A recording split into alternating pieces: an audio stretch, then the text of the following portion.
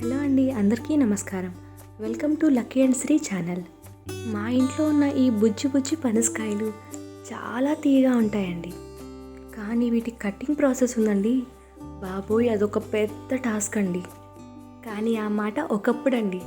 ఇప్పుడు మా ఇంట్లో ఉన్న పనసకాయల్ని కట్ చేసి చేసి చేసి వీటిని కట్ చేయడంలో మేము ఎక్స్పర్ట్స్ అయిపోయామనే చెప్పాలి.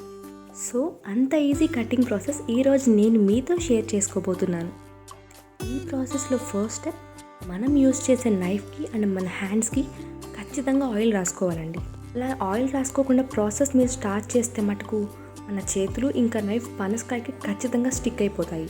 అండ్ ఇందాక మన వీడియోలో చూపించినట్టుగా పనసకాయని ఫస్ట్ అడ్డంగా 2 భాగాలుగా చేసుకోవాలి.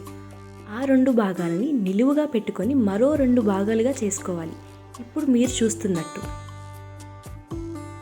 నార్మల్గా పనసకాయని చాలా పెద్ద పెద్ద నైఫ్తో కట్ చేస్తారండి. కానీ మన ఇంట్లో అంత పెద్ద పెద్ద నైఫ్ ఉండవు కదండి. అందుకని నేనైతే రంపం కత్తి అంటారు కదండి, అలాంటి నైఫ్ని ప్రిఫర్ చేస్తాను.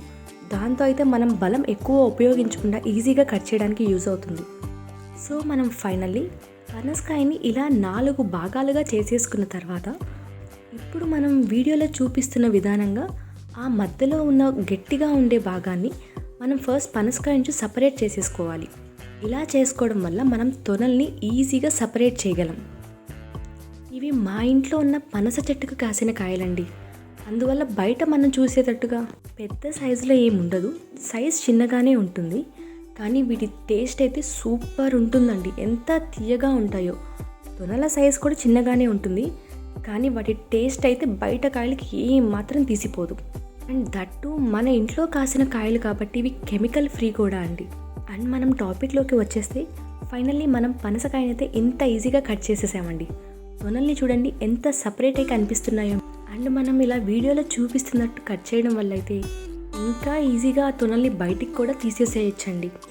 ముందైతే అసలు మీకు ఇది తెలుసా, మనం పనస పండుని తినడం వలన మన ఇమ్యూన్ సిస్టమ్ చాలా స్ట్రెంగ్తన్ అవుతుందండి. అండ్ అలాగే మన బోన్స్కి కూడా చాలా మంచిదండి. అండ్ అలానే ఆస్తమా, థైరాయిడ్, బీపీ ఇలా ఒక్కటేంటి చాలా రకాల వాటికి మనకి ఇది యూజ్ అవుతుందండి.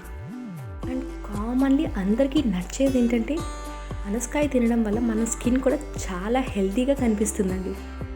కానీ ఎవరికైనా డయాబెటీస్ ఉంటే మాత్రం ఈ పనసకాయని కొంచెం తక్కువగా తినడం చాలా మంచిదండి.